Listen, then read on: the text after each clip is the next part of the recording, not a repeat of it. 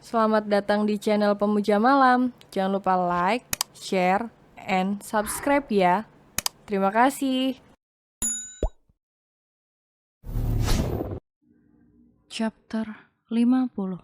Membuat keributan. Beberapa bulan sebelumnya, Kyoto yang dipaksa dibawa pulang oleh kedua orang tuanya, akhirnya hanya bisa mengeluh pasrah dengan nasibnya yang harus merelakan cintanya kepada kaisar. Hari berganti hari dan minggu berganti minggu. Kyoto melakukan sandiwara anak berbaktinya dengan sangat baik di hadapan kedua orang tuanya. Sehingga akhirnya bisa meyakinkan ayah dan ibunya bahwa dia telah berubah dan sudah berhasil melupakan cinta bodohnya untuk kaisar. Pah, Kyoto pengen sekali belajar bisnis. Apakah Papa mengizinkan kalau Kyoto mengelola perusahaan Papa yang ada di Indonesia? Sayang kan, Pah, kalau perusahaan itu hanya dikasih ke manajemen profesional yang kita tidak tahu bagaimana kinerja dan kejujuran mereka terhadap kita. Ucap Kyoto mulai aksinya untuk membujuk sang ayah agar membiarkan dia mengelola perusahaan ayahnya yang ada di Indonesia. Kyoto ingin melancarkan aksinya agar bisa kembali ke Indonesia dengan gagah dan bangga karena diizinkan secara resmi oleh ayahnya dengan bungkus mengelola perusahaan milik keluarganya. Apa kau yakin kalau keinginanmu itu hanya sekedar ingin belajar berbisnis? Bukan karena kau ingin merealisasikan cinta gilamu terhadap Kaisar yang sudah punya anak istri, owner dari Kaisar Corporation. Tanya ayahnya Kyoto dengan tatapan tajam yang menyorot wajah Kyoto. Kyoto yang memang sudah bertekad agar mendapatkan izin untuk pergi ke Indonesia, secara terhormat pun secara hebat dan pintar menghapuskan rasa cinta di hatinya terhadap Kaisar. Seketika itu sehingga membuat ayahnya tidak curiga dengan niat udang di balik terigunya. Apakah Papa melihat selama 1 bulan ini Kyoto melakukan sesuatu tentang Kaisar? Tidak kan? Kyoto fokus belajar bisnis dengan Papa. Betul atau tidak? Tanya Kyoto sambil menggoyang-goyangkan lengan ayahnya dengan perilaku manjanya. Ayahnya Kyoto paling tahu kalau putrinya sudah melakukan hal seperti itu, berarti ada keinginannya yang harus dia kabulkan. Baiklah Kyoto, Papa akan mencoba untuk mempercayai kamu. Tapi satu kali kau berkhianat terhadap Papa, jangan harap Papa akan mempercayaimu selamanya. Kalau Papa sampai tahu kau berbuat aneh-aneh terhadap Kaisar dan juga istrinya. Papa akan pastikan hari itu juga kau akan Papa nikahkan dengan anak dari sahabat Papa. Ancam ayahnya Kyoto dengan wajah garangnya, sehingga membuat Kyoto nyalinya ciut seketika. Alah Pah, Kyoto ini gadis yang cantik dan banyak talenta yang Kyoto miliki. Ngapain habiskan waktu untuk mendapatkan laki-laki yang sudah beristri? Betul tidak, Pah? Ucap Kyoto sambil menaik turunkan alisnya, mencoba meyakinkan ayahnya bahwa dia memang sudah benar-benar membuang rasa cintanya terhadap Kaisar. Tenang Papa sayang, setelah aku sampai di Jakarta, akan kupastikan Papa kehilangan akses untuk bisa mengawasiku. Batin Kyoto dengan senyum licik yang tergambar jelas di wajahnya. Akhirnya dengan izin ayahnya Kyoto, dia pun berangkat dengan penuh kebanggaan menuju Indonesia. Sebagai perwakilan dari sang ayah untuk mengelola perusahaan milik keluarga mereka yang ada di Indonesia. Sudah selama 1 minggu Kyoto berada di Indonesia, tetapi dia tetap tidak melakukan gerakan apapun. Karena dia tahu bahwa masih ada orang-orang ayahnya yang selalu mengawasi dirinya dari kejauhan. Kyoto melakukan segala tugasnya di perusahaan itu dengan sangat baik, sehingga membuat ayahnya merasa bangga dan percaya terhadap putrinya. Akhirnya sang ayah pun menarik semua mata-mata yang dia taruh untuk memperhatikan dan mengawasi putrinya selama berada di Indonesia. Setelah 1 bulan berada di Indonesia, Kyoto yang menyadari bahwa semua mata-mata ayahnya sudah menghilang dari lingkup hidupnya. Kyoto mulai beraksi lagi. Dia mulai kembali lagi mencari informasi tentang Kaisar melalui seorang detektif yang dia bayar dengan mahal. Berkat informasi dari seorang detektif itulah membuat Kyoto ada di hadapan perusahaan Kaisar sekarang. Tetapi Kyoto merasa kesal dan jengkel. Ketika dia pertama kali menginjakkan kakinya di lobi, Kaisar Corporation tiba-tiba saja melihat Delia dan Kaisar yang begitu mesra di hadapan umum. Walaupun Kyoto pernah bekerja di perusahaan itu, akan tetapi sekarang tidak ada yang mengenalinya lagi. Karena sekarang Kyoto berpenampilan glamor khas wanita sosialita. Tidak seperti yang dulu, dia berpenampilan sebagai seorang cleaning service yang lecek dan dekil. Itu semua dia lakukan demi sebuah penyamaran, agar tidak dicurigai oleh Kaisar maupun para detektif suruhan kedua orang tuanya. Dengan pandangan penuh rasa cemburu, Kyoto kemudian mengikuti kemanapun Kaisar dan Delia pergi. Hatinya yang panas membara membuat dia tidak sanggup lagi untuk membiarkan kemesraan mereka berdua. Aku harus segera bertindak untuk memisahkan mereka berdua. Aku tidak suka melihat mereka begitu bahagia. Pokoknya, Kaisar hanya boleh menjadi milikku. Ucap Kyoto, kemudian dia mulai melakukan rencana yang sudah dia susun sejak tadi. Segera kau datangi meja nomor 12. Dan ingat, dengan tugas yang kuberikan padamu, kalau kau berhasil, maka bonus besar pasti akan aku kirimkan ke rekeningmu. Perintah Kyoto kepada seseorang yang ada di seberang sana, yang saat ini sedang duduk tidak jauh dari meja Kaisar dan Delia. Baiklah bos, kau bisa mempercayakannya padaku. Aku ini selama di Jepang adalah seorang aktris yang terkenal. Hal seperti ini gampang lah bos, kau bisa percaya padaku. Tapi ingat dengan janjimu ya bos, kalau kau akan memberikan kontrak eksklusif untuk iklan di perusahaanmu di musim mendatang kepadaku. Ucap wanita bergaun seksi itu, sambil tersenyum penuh gairah sambil menatap ke arah Kaisar yang begitu tampak mempesona baginya. Kau tenang saja, semuanya bisa diatur. Yang penting kau harus bisa mengerjakan misimu dengan berhasil. Kau harus memisahkan mereka berdua. Agar aku bisa masuk dalam kehidupan Kaisar dengan mudah. Dia adalah laki-laki yang aku cinta. Ucap Kyoto dengan senyum licik yang tergambar jelas di wajahnya. Tidak henti-hentinya dia menatap Kaisar dengan tatapan lapar. Tenanglah bos, serahkan semuanya padaku. Kau tinggal menunggu hasilnya saja. Ucap artis bicisan tersebut meyakinkan Kyoto bahwa dia adalah seorang profesional. Sudah, hentikan semua omong kosongmu. Cepat kerjakan tugasmu. Aku sudah muak melihat mereka yang selalu mengumbar kemesraan dimanapun. Ucap Kyoto, kemudian dia langsung menutup panggilan telepon tersebut, agar artisnya tersebut bisa segera melaksanakan aksinya. Tenang saja, aku pasti bisa membuat mereka berpisah. Setelah itu, aku bisa merebut laki-laki itu dari tangan Kyoto. Asalkan aku bisa mendapatkan laki-laki itu, semua yang kuinginkan pasti hanya tinggal menjentikan jari saja. Ucap wanita yang tadi berbicara dengan Kyoto, bermonolog dengan dirinya sendiri.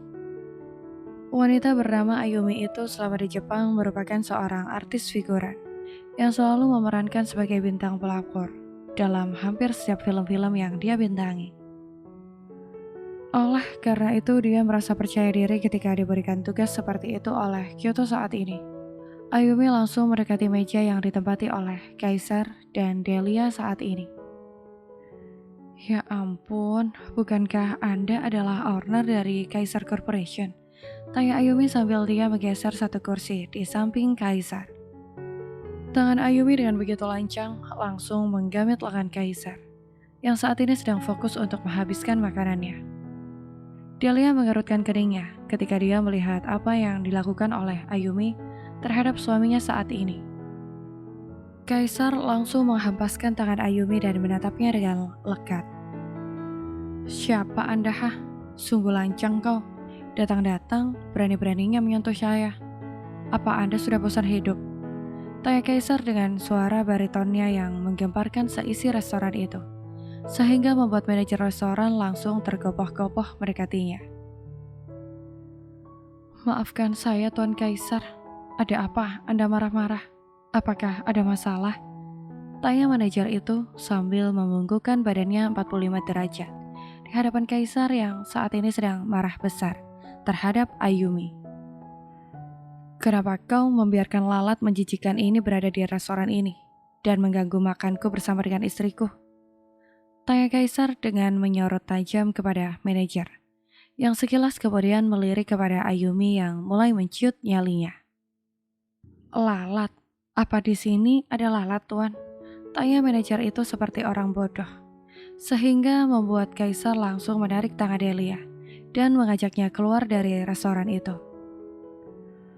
Kau bersiap-siaplah, karena besok restoran ini sudah tutup, ucap Kaisar dengan nada marah kepada manajer itu, sehingga membuat manajer itu langsung gemetar ketakutan mendengar apa yang dikatakan oleh Kaisar tadi. Kau lalat, cepat kau minta maaf pada Tuan Kaisar. Jangan sampai gara-gara kamu restoran ini jadi tutup. Apa kau tahu kalau kau sudah menghancurkan dan merugikan kami, ha? Ayo, cepat kau pergi untuk minta maaf sebelum mereka pergi jauh. Atau kau akan aku blacklist selamanya di restoran ini. Ancam manajer itu menarik tangan Ayumi dan mengejar Kaisar yang saat ini sedang meninggalkan restorannya. Tuan Kaisar, Tuan Kaisar, ya Tuhan, Tuan Kaisar, tolong tunggu sebentar, ucap manajer itu sambil terus berlari dengan menggeret tubuh Ayumi untuk terus mengikutinya mengejar Kaisar yang sudah bersiap untuk masuk ke dalam mobilnya bersama Delia. Sayang, tunggulah sebentar, kasihan itu manajernya sudah berlari-lari mengejar kita, ucap Delia sambil menghentikan langkah Kaisar yang hendak melangkahkan kaki masuk ke dalam mobilnya. Biarkan saja sayang, seorang manajer seperti dia memang layak untuk diberikan pelajaran, agar dia bisa menjaga ketenangan dan kenyamanan para pelanggan mereka. Tidak hanya mau memberikan harga makanan yang selangit,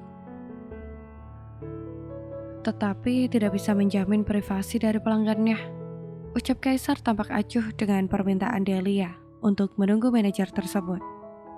Delia yang merasa kasihan kepada manajer yang saat ini masih berlari-lari tergopoh-gopoh itu, akhirnya dia hanya berdiri di samping mobil suaminya dan menunggu manajer itu sampai kepadanya.